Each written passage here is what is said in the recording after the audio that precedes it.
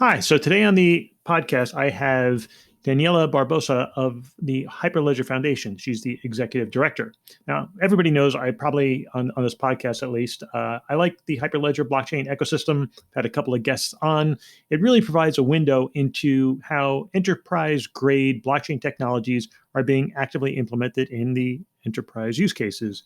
When it comes to digital assets, there are many foundations and trusts that are established in order to achieve decentralization. At an early stage level, this can be a little bumpy at times, but as a project evolves, so may its foundation. First one that might come to mind is like the Ethereum Foundation. Another one is Algorand's Foundation. I'm sure there's plenty of others. Sorry if I missed some. But as adoption grows, so might the role of a foundation, and it may take on different roles than it was intended to at its inception.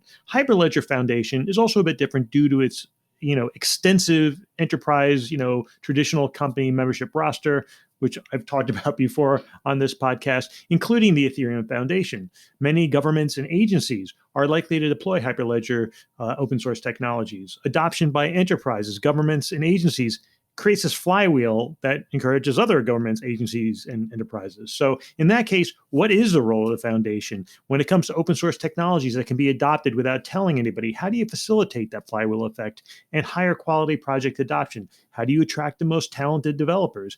When your ecosystem starts to develop various frameworks with more specific use cases, Hyperledger has 14 frameworks, probably more. How do you help those communities navigate? How do you approach core concerns like security? This is all critical nuts and bolts stuff. It might be a high quality problem if you are a project trying to just establish a community, but critical mass certainly presents its own unique challenges. So obviously this podcast is about Hyperledger and its growth and what it's achieved. From the perspective of the foundation. But when you listen to it, don't just listen to the specific content. Also try to listen for the dynamic. So for example, at one point I asked about CBDCs in Nigeria, but it's open source tech. So no one called up Hyperledger Foundation first about some big licensing deal. So, big news, but what do they know about it? That's sort of the nature of open source technology. So in that you might say, oh, well, what did you learn? What you learn is this is one of the challenges that foundations or any kind of advocacy group trying to promote a technology that's open source faces. In addition to learning more about Hyperledger, I would suggest that you go into this episode thinking about how does a foundation that advocates for open source technologies operate? What can they do? What can't they do? If you think of the podcast on these two levels, both for the content, learning about Hyperledger more, and also this dynamic of how a foundation can promote an open source technology, I think you're going to get a lot more out of it. So I'm excited to bring you this podcast. If you like it, share it always. The listenership is growing, so please share it and continue to share it. I want to keep growing this thing. So thank you so much for listening. And with that, I bring you the podcast. Welcome to The Encrypted Economy, a weekly podcast featuring discussions exploring the business, laws, regulation, security, and technologies relating to digital assets and data. I am Eric Hess, founder of Hess Legal Counsel. I've spent decades representing regulated exchanges, broker-dealers, investment advisors, and all manner of fintech companies for all things touching electronic trading with a focus on new and developing technologies. Excited to have Daniela Barbosa on the podcast today. Daniela is the executive director within the last year, although she's been with Hyperledger for a while, of Hyperledger, the Hyperledger Foundation. So Daniela, welcome to The Encrypted Economy. Thank you, Eric. Very delighted to be here and excited to record the session today. And we've had more than one podcast on Hyperledger to date. So we did some basing. We had Matt Zan. We had Nancy Lin on the podcast. So today we're going to dive in a little bit more to learn more about Hyperledger. And as executive director, you're in a unique position. So why don't you tell us a little bit about your background, what brought you to Hyperledger before we start getting into it? Sure. But, to start off, it's people like Matt Zan and Min who are part of our community that make Hyperledger and the Hyperledger Foundation seem so big because we are big. We are a community of thousands and thousands of people around the world that can speak about the Hyperledger technology and what we're here to accomplish. So, that is the most important part of, hopefully we can get to the conversation today. But thanks again for having us here at the Encrypted Podcast. As you said, I've been here with the Hyperledger Foundation since 2017. I joined right in the middle of the ICO craze of 2017. My background is I had been at Dow Jones in their data analytics and data aggregation business for about 15 years prior to going to a startup here in Silicon Valley that did similar work with data analytics. I happen to be a librarian. I have a master's of library and information science. I've always been about the bits and the bytes of data, and more importantly, on the democratization of access to data. How I got involved in the internet, of the late 90s and the 2000s was really about making sure that access to information and data was available. How I got involved even in the blockchain world was around digital identity, and really trying to get to the basis of what is data portability, what is my data, how do I own my own data in this web, in the Web 2.0 world as it was developing. So I've been involved in the space for quite a bit. And in 2017, I joined as Vice President of Worldwide Alliances, working side by side with Brian Bellendorf, who was the Executive Director at the time. And in October of this year, I took over as Executive Director for the Hyperledger Foundation. We did some rebranding. We really expanded our scope and what our focus is going forward. And I also took over as the General Manager across the Linux Foundation for projects that are related to blockchain, healthcare, and identity. So there's a couple other projects that I am the GM over as well that are really with the same mission of decentralized technology and open source moving forward. Excellent. And so you said that there were some changes that Hyperledger was undertaking in terms of, I guess, branding and I guess maybe working with some of its partners. Do you want to expand on that a little bit? Sure. Well, I think, the most important thing is, just like any organization, in the last 6 years, we've matured. The organization, the projects, the contributors, the maintainers, the companies involved, they've matured because the technology has matured and the use cases have matured. As I'm sure, I'm not sure, I know Eric, because you talk to many of the people implementing these types of technologies. So for us in 2016, the project was really focused on one project, which was Hyperledger Fabric, that had been contributed initially by IBM and Digital Asset as they were working on projects. And then some of their partners came in as well. They were working on these very large projects using Hyperledger Fabric. Shortly after, a new project came into the Hyperledger project, which was called Hyperledger Sawtooth. And today there's 14 different projects. And there's not just 14 different DLT frameworks like Fabric and Sawtooth and Bezu, but there's also tools and libraries, some of them that are being used outside of Hyperledger tech, right? So you're actually running these tools and libraries with other distributed ledgers, whether they're permissioned or permissionless. So the beauty is how the Hyperledger Foundation has developed is how the market has developed. So in October, we made that change and to really reflect where the community has been building and growing. So before we even start to dive into some of these elements, I think probably one of the challenges that you have is when you have open source that's been widely distributed, widely consumed, is communicating that to other participants so people can really appreciate the scope of where Hyperledger is. Because sometimes these things are sort of like, well, if it works, then nobody ever has to pay attention to it again. It just does what it's supposed to do. Do you find that's like a challenge, particularly as you become more distributed, to sort of like, to actually have that, to communicate the full scope of what Hyperledger does to a potentially consuming community? Yeah. So I always like to break it up into like the three aspects of Hyperledger, right? Because Hyperledger, the word, means different things to many different people, right? So one is, and this is why tied to why we rebranded to the Hyperledger Foundation, because really to understand the complexity, right? And you said it, right? The complexity of all the projects and how does one decide which project to choose or which community to get involved with, really understanding that we are a a larger than one project and larger than one community. So the Hyperledger Foundation, so three parts: the Hyperledger Foundation, which is basically comprised of member companies. And these are companies that come in to support the work of the open source developers that do the second part, which is the Hyperledger projects. And in that projects, there's the community governance, which is done by the Technical Steering Committee, which is an open governed community that steers basically the projects.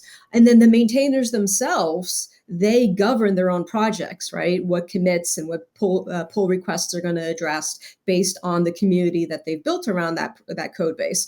And they do have to follow certain project standards to be within the Hyperledger community, but overall they have control of their code as well. And then there's this hundreds of thousands of people in the community that are participating in special interest groups, that are participating in events. Our meetup community has over, I think, close to 90,000 participants worldwide. These are people that are showing up to learn about Hyperledger tech, to tell the community what they've built with the tech and get some feedback from them. So the Hyperledger Foundation, which is a member foundation, member companies join to support the development of Hyperledger tech, the Hyperledger projects themselves, and then the Hyperledger community. So I'll pause there because I'm sure you have more questions that we can dig into on that. Well, that is a great backdrop. One of the things I wonder, because one of the things we're going to talk about today is CBDCs and Hyperledger's role. But I wonder, to what extent does the foundation move from its communication, like its organizing and communication role, if that's, maybe I'm misframing it, like it has an advocacy role, it has a development role, it has an organization, standards maintenance. To what extent does it actually get involved in advancing the technology within a particular use case or project beyond advocacy? Like, do you partner with organizations, say, wow, there's this really compelling use case, CBDC, and bless you, like CBDCs, do you actually go in with like a team that might be proposing it because of, the CBDC is obviously a very significant use case. Yeah. So I'll give you some examples, and I'll give you one example, and then I'll touch on the central bank digital currencies use cases and why we did invest time and resources from a strategic perspective. So I'll take you back to 2017, specific to digital identity, right? So in 2017 and 2018, the Hyperledger Foundation, blockchain as a whole, was very focused on permissioned blockchains, right? Permissioned DLT frameworks. And we had best in class with Hyperledger Fabric for sure.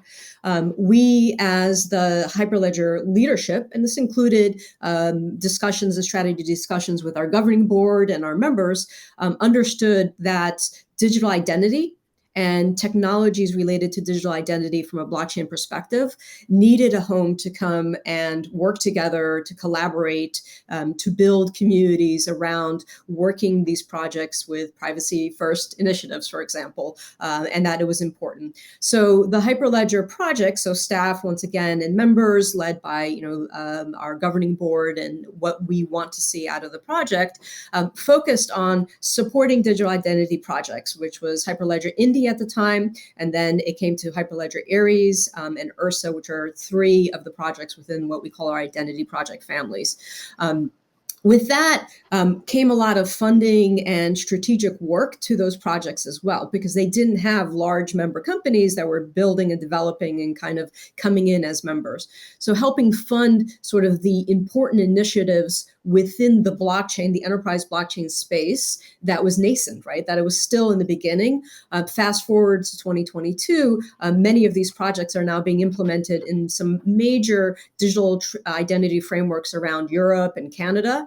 And we really believe that by putting extra support and guidance and frameworks into those projects, we're able to move digital identity forward. Interesting. And so let's stay with digital identity for a second. So you mentioned Europe, you mentioned Canada.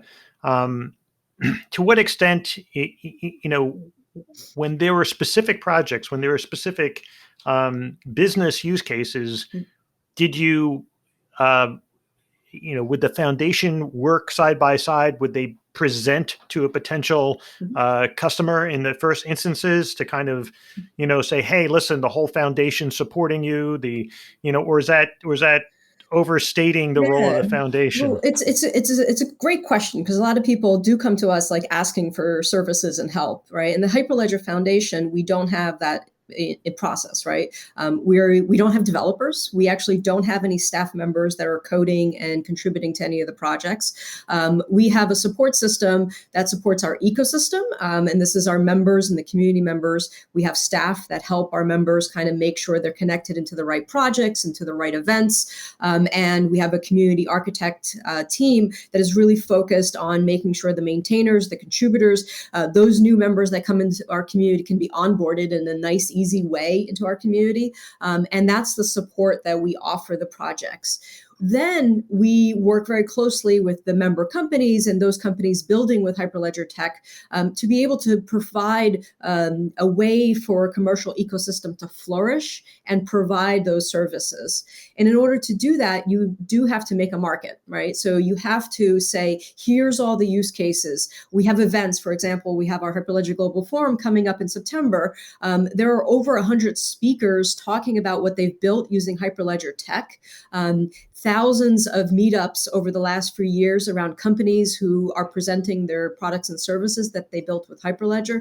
And that helps people who want to understand why blockchain and how blockchain to understand those use cases. So we publish case studies that we work with our members to publish that have return on investment, for example, and different types of aspects beyond the technical, right? We are a technical developer community. We want to really focus on what developers should know and how developers should do things, but really helping then tell the story of how these technologies are adopted through our case studies, our webinars, and obviously through our events as well. Interesting. So, and I'll stay with my questioning for a little bit longer. Although it makes a lot of sense. You create the community for these business use cases to develop on their own, and you would certainly hope that if you're positioning your project, that you've got the expertise to do it as a business. Let's say that somebody wants to utilize Hyperledger. They read a case study that they think is on point. Maybe they have an initial conversation. Maybe they want to kind of extend further, but they're still trying to figure out how to actually connect the full import of what Hyperledger has. Like, in other words, maybe they're looking across multiple protocols and they're trying to make their choice. Do I go Cosmos? Do I do whatever it is, right?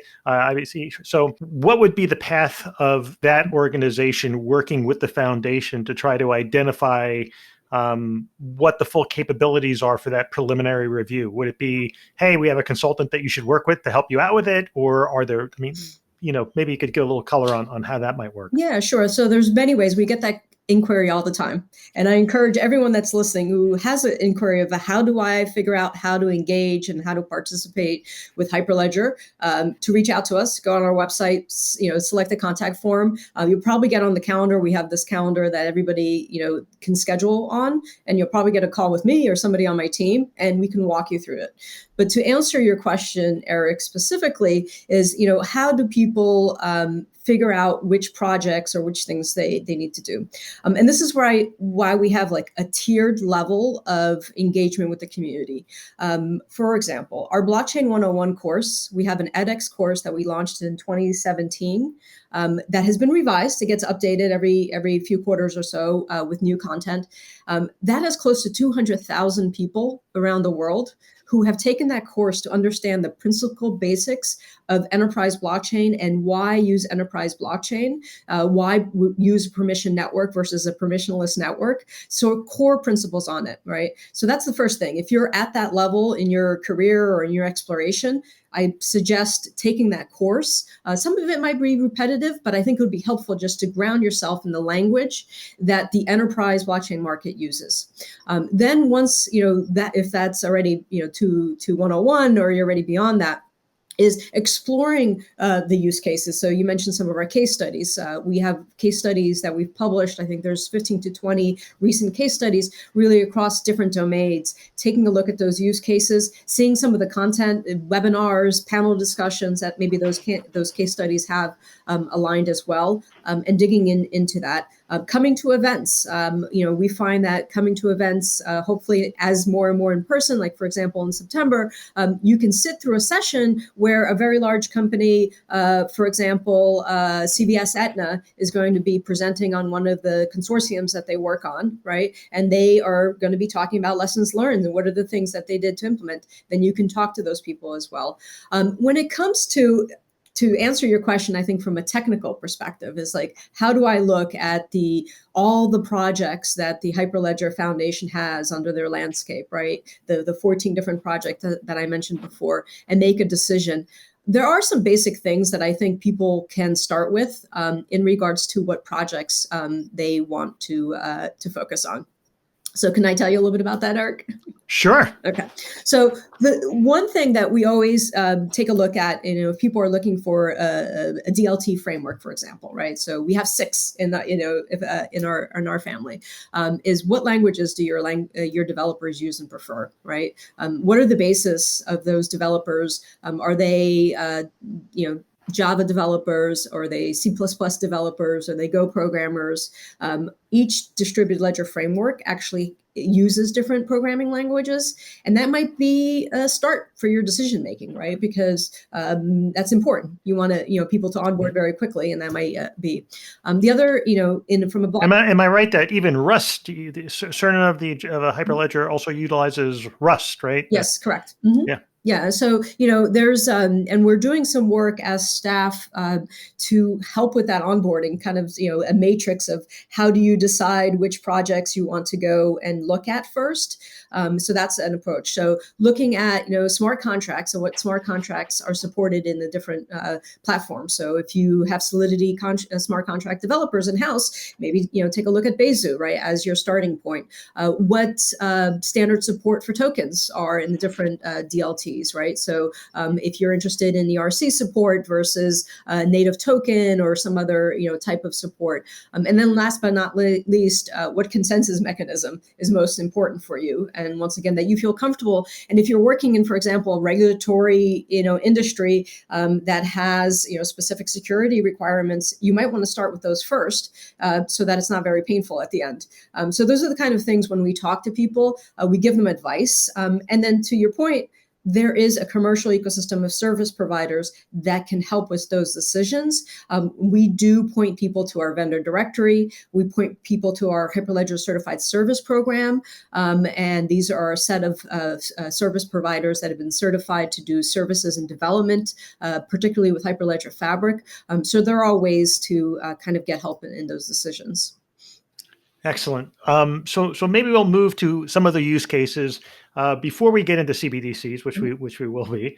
One of the use cases that we talked about, and again, I'm going to just take a step back. With a lot of these use cases, what's really interesting as I go through it is the dollars that are saved. I mean, these aren't speculative use cases. These are big companies that have deployed Hyperledger. Whether it's Fabric or Sawtooth or Besu or what have you. I think Fabric is certainly one of the ones that's been around the longest, so probably has the most number of use cases. But there have been some significant impacts. Like I think Hitachi was one of them that we talked about, where it was implemented for procurement processing. A lot of people may be like, "Oh, geez, hold it! You're not talking about degen activity on a token," but the procurement processing actually had a significant benefit for Hitachi, the whole organization, which very large dollar impacts. Maybe you want to kind of expand on that a little bit. Sure. And you and I talked about this at Consensus when we were in person meeting. And I think, the core thing is some of these use cases are not sexy, right? They're certainly not NFT or DeFi sexy, but they're bringing a lot of value to the companies that are implementing these solutions in these networks and these consortiums as well. So the Hitachi use case is actually one of our newest case studies that we published. The company Hitachi actually is like a combination of like 800 plus companies, within the Hitachi main company. And they are across hundreds of companies worldwide, and have like close to 400,000 employees, right? Huge company, that if you think about it as you think about blockchain networks and having to have many participants in it, if you have 870 companies participating in a business network, servicing 100 cross-jurisdictional countries, with over 400,000 employees, that's a pretty large network, right? So from a scale perspective, it gets that big at one company at times. That use case is really about reducing the time to process contracts across the vendors that those 800 companies in 100 countries work with, and really, try to eliminate that paper-based system that, these large companies have done for a long time. I think that there's the one division that they've piloted this in. They have over 2,000 business partners, right? So then it becomes even greater. That network, right, from one company, Hitachi, now has 2,000 business partners that are participating in that network. And they're processing, I think the numbers were they were processing about 333 cases per month on a regular basis in the old system. And they've increased that by 20%. So they're doing 20% more cases, contractual cases for purchasing than they were doing before. So I'm sure their vendors and their contractors are very happy about that, because they're doing those, and they're also doing it faster. So they're able to process those contracts much faster, which is a huge thing.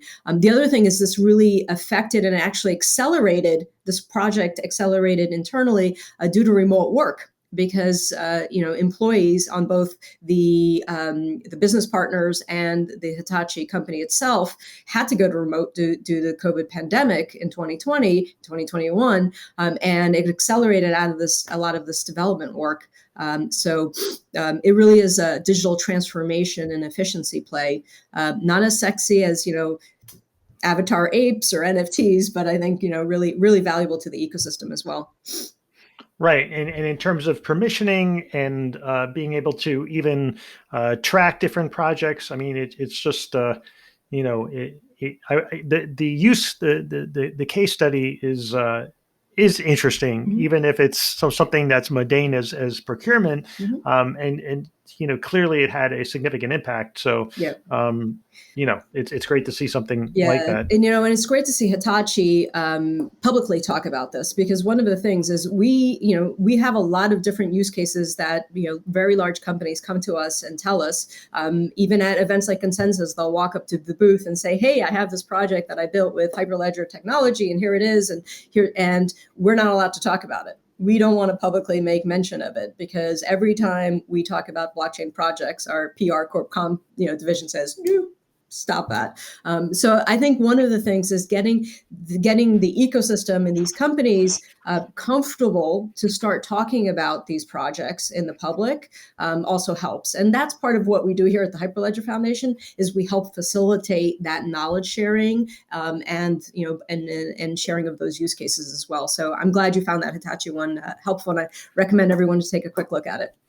Yeah, and I think, one of the things that in the digital asset space, particularly the public one, that we continue to talk about is the need for use cases, practical applications. And it's one of the things that why I've continued to circle around Hyperledger, because in Hyperledger, there isn't as much hype, but there is a lot of use cases and a lot of real dollars. And I also think, because it's enterprise grade, because of the nature of its development and its very large community, for those traditional companies that are looking to sort of leg into the blockchain space, Hyperledger may represent something that's a little more. I mean, again, I think that there's varying degrees of comfort, and there is a lot of exciting technology out there, but Hyperledger has a lot of different use cases.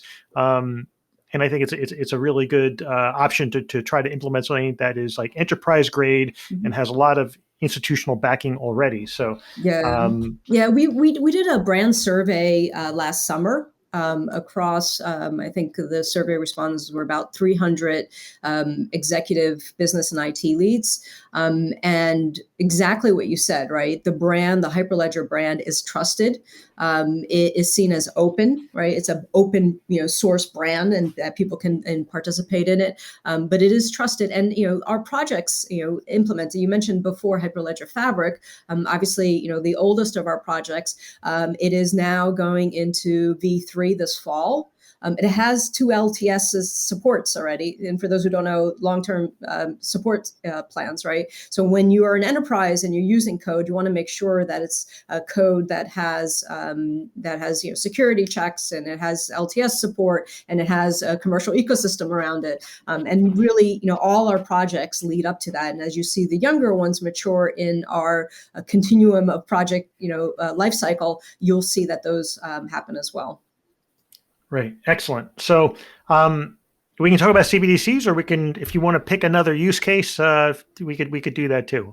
Yeah, I mean, let's talk about central bank digital currencies. All Eric, right. tell me your interest. What drives you primarily on the topic?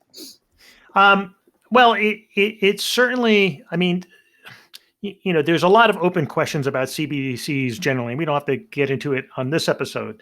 But having said that, it is what I would call a industrial or a very large use case. I mean, it's definitely gotten a lot of attention, and the ability to support a CBDC environment, like you've done in Nigeria, certainly, that's that seems to be a win. And it seems like Cambodia also has an implementation. I think that type of use case, I mean, obviously that's that kind of adoption is going to continue to dominate, I think, the headlines and just basically societal transition over the next, 5 to 10 years. And then maybe it's just boring again. Mm-hmm. Remember the time we used to have I don't remember that. So, but I think a lot of these technologies is like that. You basically go through a period of where you do worry about interoperability and all these different concerns about integration, but the goal is to make it boring so that nobody is excited about scrolling down the screen and thinking about how the bits change at the top and the bits change at the bottom is how you do that. So that's my interest in CBDCs. We also haven't covered it a ton on this podcast, but I am interested in sort of that the technologies and implementations that support it. Right. And so I think there's a lot of different frameworks that Hyperledger offers in different capacities to support CBDCs. Some of the ones that I've noted sort of going through it, I think it seemed like there were 3, but I'm sure there are more because you could have different facets, is Besu, of course, Fabric, the standby, and Iroha. And maybe do you want to just sort of touch on each of those and how each one of those might have a different type of implementation use case, things that they're trying to achieve, and then we can talk about maybe some of the actual implementations. Yeah, well, I think it's important. And some of the CBDCs that you mentioned, I think Nigeria, for example, these are projects that we don't know are happening. And we see the news article the same day that you see the news article. And that is the beauty of open source, right? And the fact that these government nations and the private sector that they're working with are selecting Hyperledger technologies, right, without having to ask for permission, without having to, basically, make a big deal out of it, are able to build and build real solutions that go into production and meet the needs of that local economy is really fantastic. And this is why I wake up every morning, right? Because sometimes I wake up in the morning and say, oh, what's going to happen today? And it's good and bad, but that's the fantastic part of it.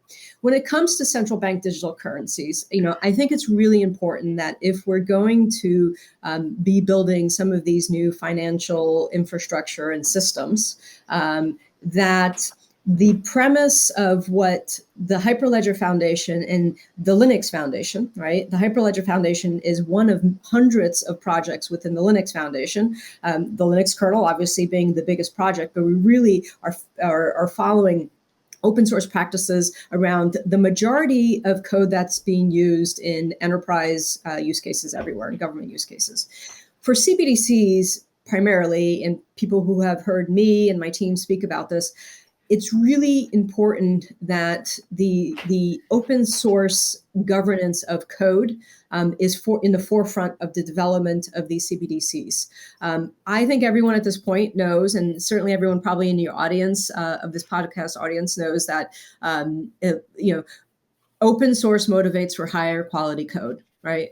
And not only does it motivate for higher quality code, it allows to have that transparency for people to look at how the code is being built, what the code does, and more importantly, be able to contribute to the advancement and the changes that the code in the future need to do. So I think when you're talking about central bank digital currencies and other projects like that, it's important to be open source first, right? And it's not just open source, but it's also open governance. And this is a really clear need for a distinction, specifically in use cases like this, that it's not just about, it's great to see, some organizations open source their code, put it on GitHub, have open community calls for comments, have open community calls for participation, but you also need to have open community calls for governance and for contribution as well. So I think that a lot of the choices that the private sector and the public sector are making specific to central bank digital currency platforms and what to use is being led by that. And, I have to say that we've had conversations with central banks for the last 3 years plus that really understand that. And that's great to see in the market that they do that as well. And I would imagine that for central banks looking at this, the role of the foundation is probably as important as like almost any other use case application, right? Because they're thinking, hey, I'm putting my whole currency on the system. So wanted to ensure that there's like a stable foundation behind it, and that there is a commitment to open source and open governance. Correct. Yep. Yeah, and you're right on about that, right? And it's also a decision point that they don't have to kind of choose if they're going from one project to another. So I'll give you an example. You mentioned Hyperledger Fabric, Hyperledger Besu, and Hyperledger Iroha as three of the leading DLTs within our Hyperledger community that are being used in CBDCs. And we just published an ebook that highlights all these use cases and which projects are being used in which use cases that I would recommend your audiences to go look at. Maybe we can provide the link.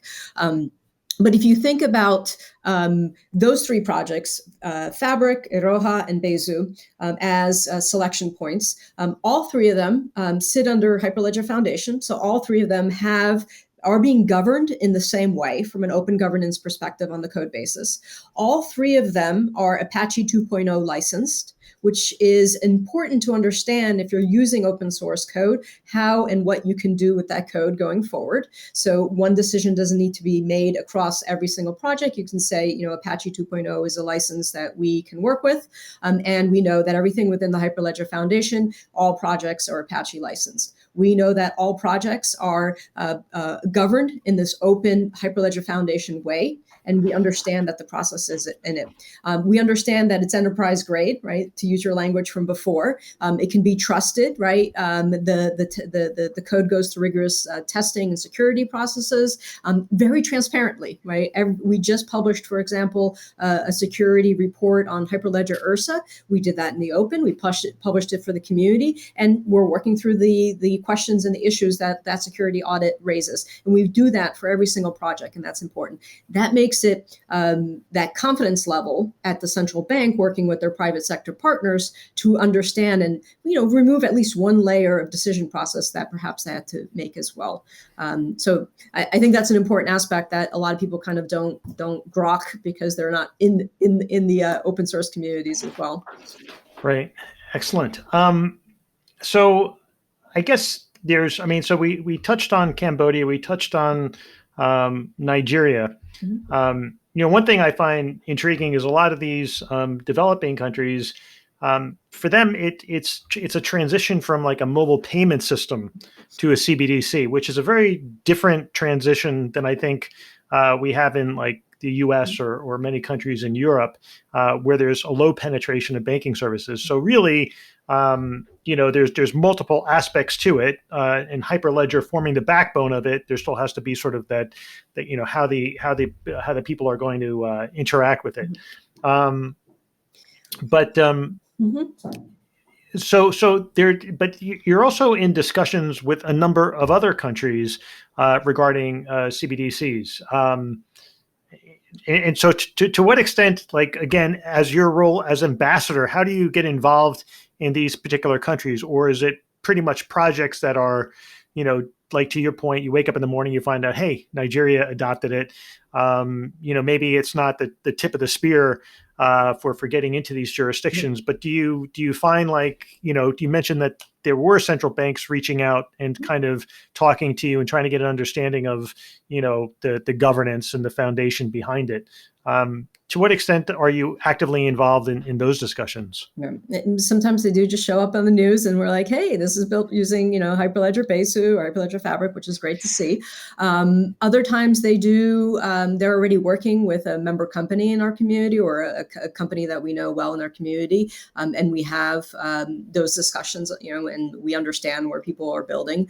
I think it's really important to just drill in a little bit on the point that you made, Eric, around trying to boil the ocean sometimes, as I call, right? If CBDCs, if the first CBDC in production is for an economy like the US, right, versus an economy like the Eastern Caribbean Bank use case that they have, it's going to be very different, right? And the approaches that you have are going to be completely different in how they get rolled out, how they get developed, how the end users get introduced to the concept. One of the things that I think is very helpful is to look at those smaller nations and how they have approached their needs. Last year, we had a presentation that was focused on the Eastern Caribbean. It was the Eastern Caribbean use case. We had a company called BIT. They're the private sector partner of that project, and they came in to talk about specifically how they engaged with the local communities before even the technology was discussed, right? How do you get people engaged at the consumer level to understand what is a central bank digital currency and how is it much better or worse or different than what I have today, for example, with mobile money or Venmo or other types of systems as well. So I think it's important to tell those stories and look at those lessons and then apply it to the much bigger use cases. And we see this all around in blockchain, right? If you think about, a couple of years ago, what is it? Estonia, right? Everybody was talking about Estonia and all these digital frameworks and blockchain and how Estonia is blockchain enabled, blockchain enabled. There's 1 million residents there. You can experiment with 1 million residents at a much different rate than you can at a large company or even a large government, obviously. Yeah, Estonia is interesting because every citizen has a digital identity from birth, much like in the way that we might have a social security number granted to us. They all have like a digital identity, so that follows them forever. Yeah. And in those discussions regarding CBDCs and backbones, when you are being engaged in those discussions, like, what types of, like, at the foundation level, what is the subject matter of those discussions at the foundation level? Like, when partners bring you in, is it like providing assurances on open governance? Is there enough materials out there for people to kind of facilitate it on their own? Like, what's the foundation's role behind that? Right. So the foundation's role is really to create a place where these organizations can convene together and have these discussions as much in the open as possible, right? It is really important for us to, for example, make sure that our special interest groups, when they have presentations, we had the Boston Fed come in and do a presentation. Recently, the Boston Fed has been members of the Hyperledger Foundation since 2017, I believe, as does the Bank of England and MAS, which is the Monetary Authority of Singapore. Having those conversations in the open is important. So convening panels on the discussion points that incorporate both the private sector, the government organizations, and consumer aspects of it as well. So, for example, we were in Davos in May. We had a panel that had Hyperledger, the Digital Dollar Project, Finos, which is the financial open source consortium here at the Linux Foundation, as well as, and BIS, which obviously is the central bank of central banks, really talking about the topic of open source development for central bank digital currencies, whether it's a DLT or something else, right? So having those conversations, our job is to convene and to connect people and direct them. In your question or your comment about making sure documentation is available, making sure that people can easily find a path into the answers that they need. That is something that staff works on as well, right? Making sure the website or the wiki or other resources that we have are easy to consume is important as well. And obviously the technical documentation, making sure that's up to speed as much as possible. But it's hard. It's a hard job because as an open source community, every single person that's participating is a volunteer. They might work for a company, right, that is paying them to do the work, but ultimately they're volunteers in our community, and they will work together and collaboratively to do the best that they can for that project and that use case. Excellent. So before we move off of CBDCs, some of the discussions that have been had involving Hyperledger, I'll just highlight a couple. ECB, France, Thailand, Project Inthanon, which is, I guess, Lion Rock, Spain, Australia, and Saudi Arabia. So some name brand countries there, I guess. And there's a couple other ones. As I said, we have an ebook, and you can see and follow the links. There's a lot of recordings. Back to my we do this all in the open. Anything that we can publish and share openly, we do, and we recommend doing it. And we're already on V4 because we keep updating it with new use cases. So it's definitely a lot of work happening there. Excellent. So I'm going to touch on Consensus's relationship with Hyperledger. Do you want to expand on the nature of Consensus's relationship with Hyperledger? Sure. And just to clarify, the consensus with the Y, the company Consensus as well. So Consensus is a member of the Hyperledger Foundation. They've been members and sitting on our governing board since 2019. And Joe Lubin is actually our board representative for Consensus. So the Consensus organization has actually been participating in Hyperledger since 2017 or 2016 when it was launched. They were one of the original companies that joined forces with IBM and SAP and JP Morgan and all the other digital asset, our initial companies that joined that created the Hyperledger Foundation at the time. So they are a member company, happen to be a premier member, so they sit on our board. They also contributed a project called Hyperledger Besu, which Eric, you've mentioned previously. And Hyperledger Besu was contributed to the Hyperledger Foundation in 2019. So that code base came in as a contribution to the Hyperledger Foundation. And since then, we've been building a community around Hyperledger Besu, which is an Ethereum execution client. And so that Hyperledger Besu can be run both as a permissioned network or a public network on the mainnet, on the Ethereum mainnet as well. But before that, because Consensus is a company, but there's two organizations that are aligned with the Ethereum ecosystem that Hyperledger has been working on since 2017, so since very early on. So the Ethereum Foundation and the Ethereum Enterprise Alliance, those are both independent organizations, but obviously very focused on the Ethereum ecosystem. They have both been associate members of our community since 2017, 2018. And we've been working with them very closely because we felt that the Ethereum ecosystem and basically our members and kind of the community that we were talking to at the time would be interested in making sure the Ethereum ecosystem was part of Hyperledger as well. So we used to have a project called Hyperledger Burrow.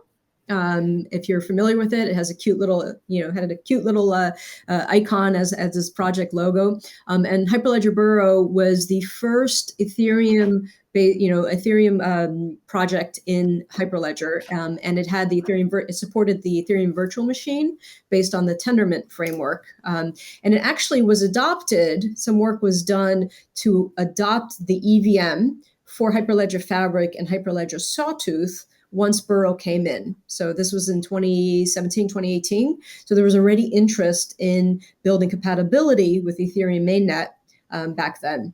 And then in 2019, a consensus came to us with Hyperledger Besu. It was a product that they were called Pegasus. I don't know if you're familiar with the Pegasus product line that Consensus had, and that turned into Hyperledger Burrow, where it is now growing and maturing as well. Excellent. So actually, which is a segue into something we've noted a couple of times, which is the Consensus conference in Austin, which we were both at.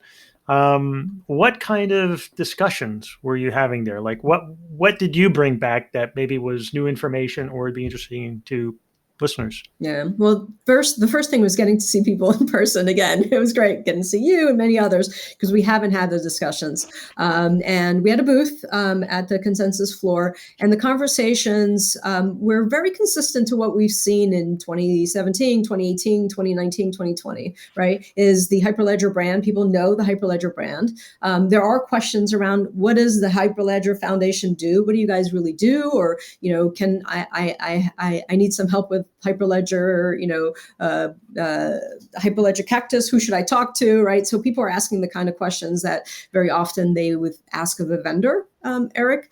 But the reality is that people, when they came to us and they weren't already building using Hyperledger tech, they got hopefully an understanding based on our conversations with them that at the Hyperledger Foundation, there are a lot of project code bases and a lot of communities, like, for example, our special interest groups that are focused on sectors, capital markets, supply chain, trade finance, healthcare, et cetera, of people that they can come and engage with to understand and to really drive their development on it.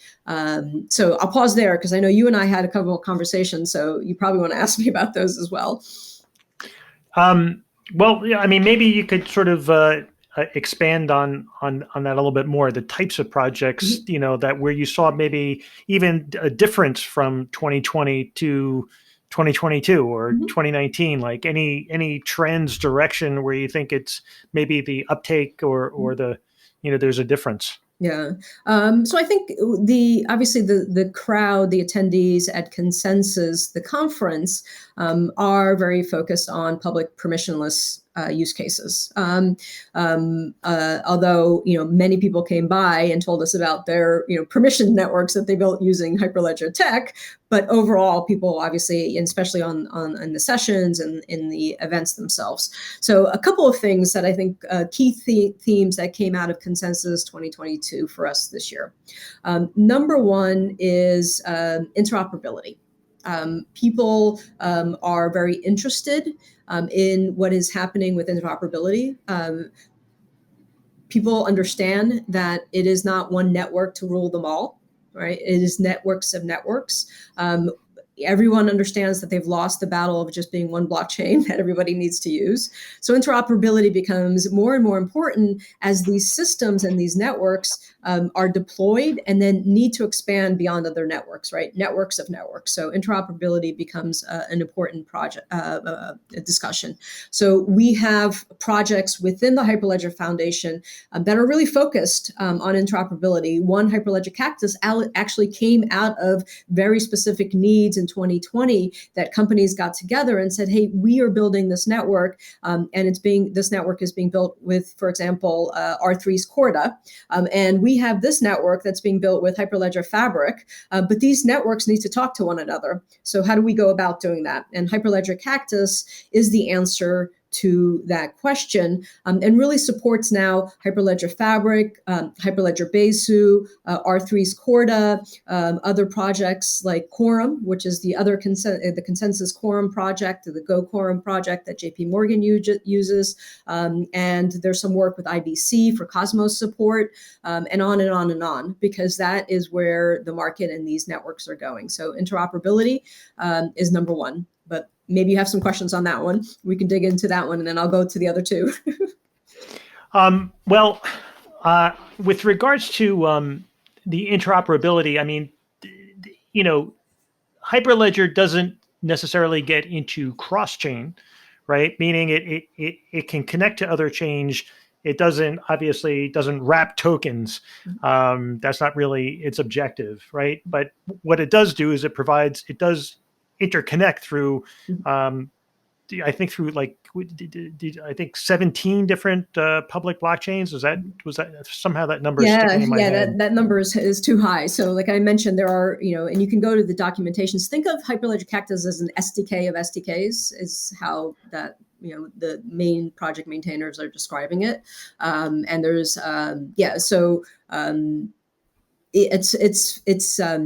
its goal is to really solve a lot of the interoperability between, permission networks and then permissionless networks as well. So we call it, it's an SDK of SDKs primarily, and making it pluggable, because we know that these things change. And how do you just plug in if you want to build a plugin for Hyperledger Cactus for any platform? You can pretty much, it's well documented. You can get in there and go do it. And we see a lot of those contributions already coming in. Excellent. So interoperability was one. What are some of the other ones that were top of mind for people? Identity. Our digital identity projects, primarily Hyperledger Aries, because I think it's important. And once again, Hyperledger Aries is a project within the Hyperledger Foundation that doesn't just work with Hyperledger tech. You can implement Hyperledger Aries with other blockchain DLTs as well. It doesn't have to be in the Hyperledger family. So, did support the decentralized identity support is also conversations that people have come to us. So we at the conference, there was discussions about interoperability. There was questions about DID. What was the third thing that? Interoperability, identity, and adoption. Right. The conversations, people who have heard about Hyperledger, who have heard, big news stories about Hyperledger in 2016 and 2017 and 2018, asked, is Hyperledger tech being adopted and used and put into production? Do you have use cases that you have? And we started, the top of the hour talking about those use cases and talking about how we help here at the foundation. We help tell that story through case studies and presentations and panels and discussions and webinars. But ultimately, there are many use cases using Hyperledger technology. You mentioned Hyperledger Fabric being one of the most adopted. Fabric continues in surveys for enterprise users when asked what DLT they have. The Block recently put out a report, I think it was in the fall of last year, that said that of the top 100 large companies in the world using distributed ledger technologies as part of their enterprise, I think it was 70 of them had Hyperledger. So Hyperledger Wow. Fabric use cases there. And I can share that report with you. So I think, Fabric is being used, but we're seeing adoption of many of the different use cases. And as I mentioned before, having people being able to talk about them, right? That Hitachi case study, right? The use case is very interesting. They've been at it for long, but the fact that a company like Hitachi is publicly talking about it, right, makes it more mainstream, and it helps us tell the story. There are also numbers that are starting to come out very specific to scalability. Right, to how big these networks can get, with the number of transactions that are being run on these networks, getting that data. And people come to us and ask all the time. They want to know, is this scalable? Yes, it's scalable. We have use cases that show the scalability of it.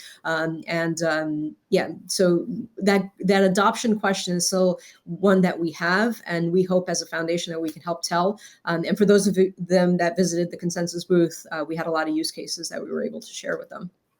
Excellent. So it's exciting. And would you say, in terms of the acceleration across the larger enterprises, is that do you see that acceleration occurring, like more institutions coming to Hyperledger because it's sort of that enterprise grade Mhm. DLT technology?